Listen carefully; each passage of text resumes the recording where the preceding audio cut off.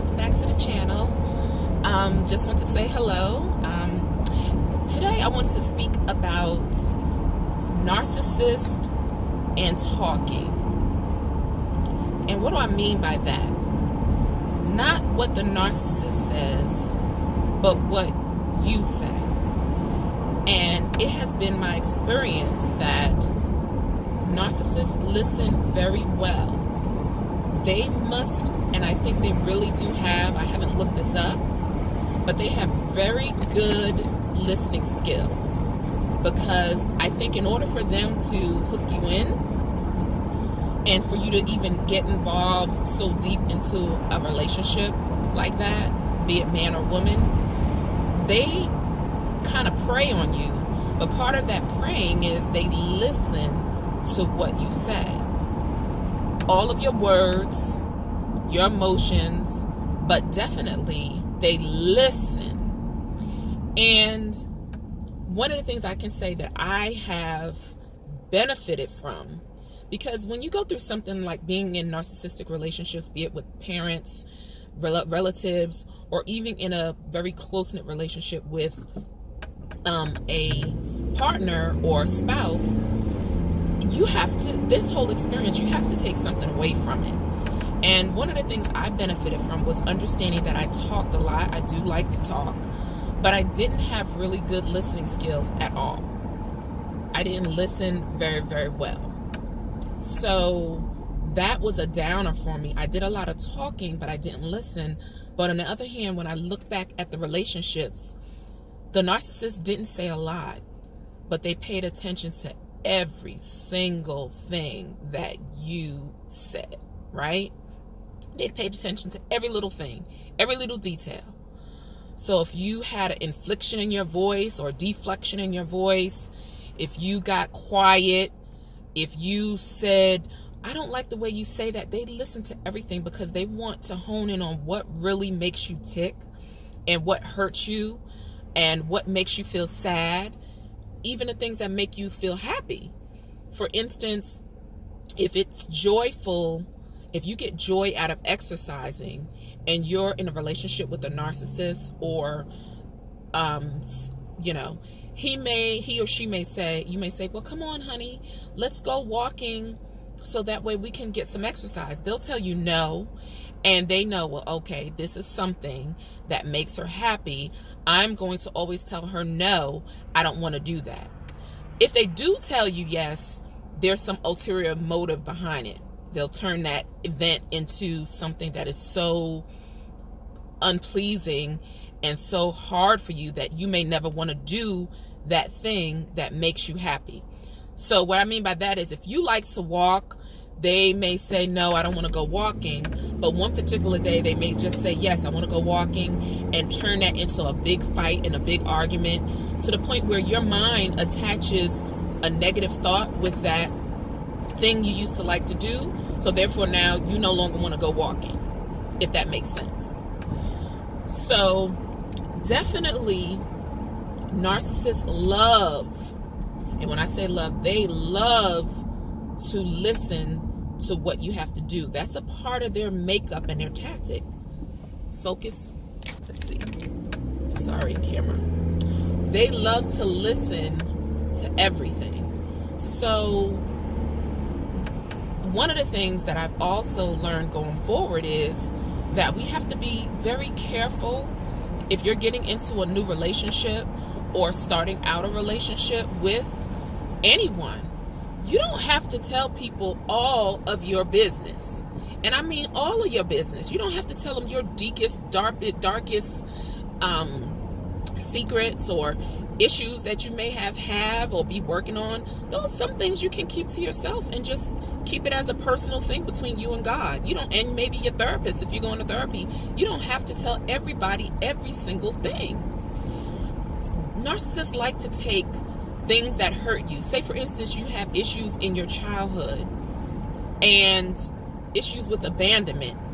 They hone in on that and they use that against you. What the narcissist did in my life was, I had issues with being shut down when I talk or spoke, not being able to speak, with regards to when I was younger and just being shut down and not being able to speak. So I had a problem with that. And I told them that, I didn't feel like I was able to voice my concerns and my opinions. I felt like I was always shut down. That's what I told them.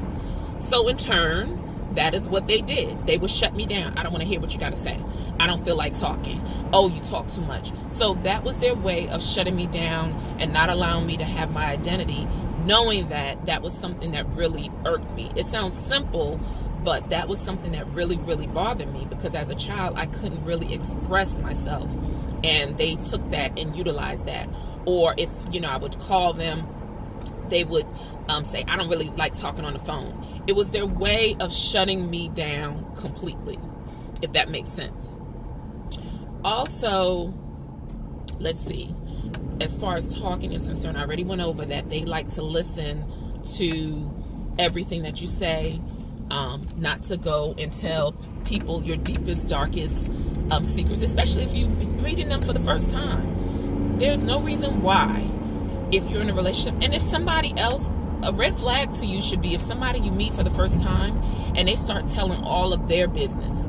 It's not appropriate if you meet somebody the first day or the second time and they start telling you all about what happened in their childhood. That's not appropriate. So a red flag should go up in your head saying, why is this person telling me this? Either they don't have good boundaries, or they're trying to see if they can make you feel so comfortable that you can tell them all of your deepest, darkest secrets, if that makes sense. So if you meet somebody for the first time, there's no rhyme or reason why Joe Schmo or Betty Boo should be telling you, oh, well, when I was a kid, my mother and father. That's not appropriate. So that should be a warning. They have no boundaries, appropriate boundaries. So if on the first date they're telling you this, that should make you very uncomfortable. And then therefore, you should not be telling them anything. What else did I want to say about talking? Listen to that's the other part. The opposite of talking is listening, right? And so because I did not have good listening skills and just talked all the time, I didn't listen to the narcissist in my life. Because people tell you what they really are all about. It's just a matter of us listening and watching. Now I feel like I wouldn't say I'm super vigilant, but I listen to what people have to say. And I watch their body language. And I don't let it just slide by, because people will tell you who they really are. So when somebody tells me I don't really care, in the first date, or says something with their body language, listen to that, because they may really mean I don't really care. Or looking back now, if a person really doesn't have an input or doesn't participate in a conversation as you just doing the talking, or they have no thoughts or ideas, that is what that person is probably about. They're not looking to put anything in. They're looking to get something out. So all the narcissists in my life, they didn't add anything to your life. They're like vultures. They suck you dry, right? So if a person, you're constantly planning vacations, planning life, doing everything for the family, and it's like they're only going through the motions because that's it. They're not trying to participate, grow anything, make a situation work, especially not a marriage. They're just looking to take something from that. So we have to be very mindful of what we speak and say to people. We have to be very mindful of actually watching and listening to what they say as well. So we talk a lot, women, especially women. I'm not saying they don't have men that talk, but most of the time we're the talkers. And I'm a talker. I can say, that's what my channel is called, Can We Talk? Because that's what we're talking about, discussing issues and topics. But we have to be a little smarter, not even a little smarter. We got to be a lot smarter and listen. If somebody tells you something and it doesn't sit right with you, that means that normally it's something that's just not right. Plain and simple. There's no way to sugarcoat these things.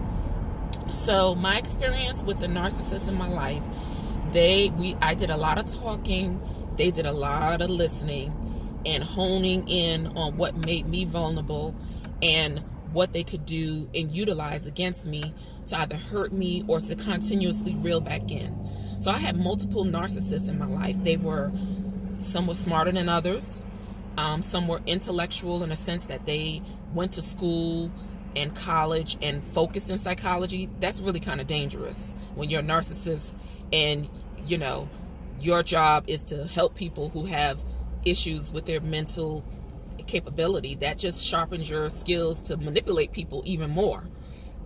I had one that was not so smart, but looking back now, even those that they're on different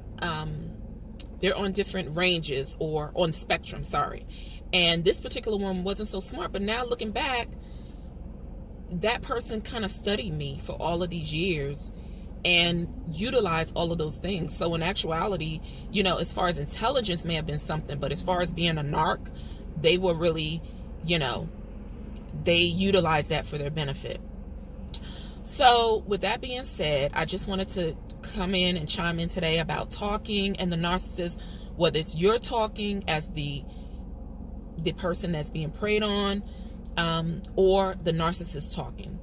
When I think about right now what the narcissist would say to me, they didn't speak a lot, but there were moments when they would blurt things out. You can catch them when they are not really on guard, and you would hear certain things. Those are the things that you really need to pay attention to, because they will tell on themselves. If you get what I'm saying, they will tell you who they are. We just don't pay attention because we don't think these people show up in being mothers or fathers or aunts and uncles or, or even spouses. We don't think that these people are that way. So it's kind of hard for us. And most of us who are I don't like to use the word victims, but most of us who have been preyed upon by narcissists, we are really broken. We have no self-esteem. We don't know who we are. So we don't even have a clue as to what's going on. We might have a thought in our mind that something is wrong, but we just can't pinpoint it because we're so busy trying to please people, fix people, help, assist, and then we don't have the self-esteem to know, wait a minute, I'm not being treated properly. This person is not correct. I deserve X, Y, and Z. We don't even realize that. So we're so far removed from understanding that this person is a narcissist. And a lot of us end up almost broken and then either going to a place of worship or reading something or going on YouTube. Literally, how I realized that these people around me were toxic and needed to be removed, and I learned about narcissism was from YouTube, period. And people could say what they want about YouTube. There's a bunch of mess out there, but again, I will reiterate, YouTube is a dispensary of information, good and bad, but there are some licensed people, some people who are really out there trying to help, and I am grateful to YouTube for helping me to come to understand, wow, this is not just a thought in my mind. I get it now. And then when you start to utilize some of the tools to help you focus, I don't know why this thing is not focusing. Focus. When you start to use some of the tools that are recommended, then you go, oh my God, this is really working for me. Your tools of learning what word salad is, gaslighting is, the tactics that narcissists use, how to prevent additional attacks, what is the best way to deal with narcissists. Really the best way to deal with those narcissistic individuals, whoever they may be, the best thing and the most effective thing, if you have, let me give an example. If you have gangrene, and gangrene is a bacteria that grows on your skin, and it starts to overtake the skin and it kills the skin. But with gangrene, and this is how I would equate how we deal with narcissism. With gangrene, if you have it on your toe, it'll start to spread from your little toe to your big toe, so eventually it's all of your toes. Then it can overtake your whole foot to the point where it can move up your leg to the point where you can lose your whole leg, where it only started out on your little pinky toe. Well, I'm here to tell you, narcissism is like gangrene. It will overtake you and it can kill you, literally being with these individuals. And how doctors treat gangrene, they cut that area off so it does not spread and can cost you your life. So with narcissism, narcissistic people, individuals, you have to cut them off like they are a gangrenous wound, a gangrenous sore. You have to cut them off and don't deal with them. So with gangrene, they cut that part of the toe off, part of the skin off. And typically, if they've gotten it all, you're fine. But sometimes they didn't get it all, so then they have to cut a little further. So that's how you have to look at dealing with people who are narcissists. You have to cut them off. What do I mean by that? That means you have to cut them out your life. They cannot even be a part of your life. Some of them, if you're parents and you have little children, you may have to co-parent with these individuals. And you have to see them. You have to have low or minimal contact with them. But if you're in a relationship and you're getting divorced or getting out of a relationship, or boyfriend and girlfriend and y'all don't live together, cut it off like they're gangrene. Save your life, your energy, your time, your money, your finances, your sanity. Save all your self-dignity, your self-worth. Save it all. Go no contact. Cut them off like they're a gangrenous sore. So with that being said, I just want to come in and talk about narcissism and what they say, what they speak, what they talk, and what we say and what we do when we're in a relationship with a narcissist. So with that being said, you guys have a blessed day. And one of the things I always say at the end of my videos is to own your life. And there's a reason why I said that, but we need to own our life. You know, we need to own who we are, own our reality, own that, yes, we were in relationships with people who were toxic and abusive. Own all of it, because when you own it, that means you're living in truth, right? You're living in your truth. You're living in what the truth is. And the only way to heal, the only way to go forward, the only way to manifest good things in your life is to own that these things have happened, and in doing so, you can own who you are and own your life. So with that being said, people, own your life. Have a blessed day. Take care. Be blessed. See you on the next upload. Peace.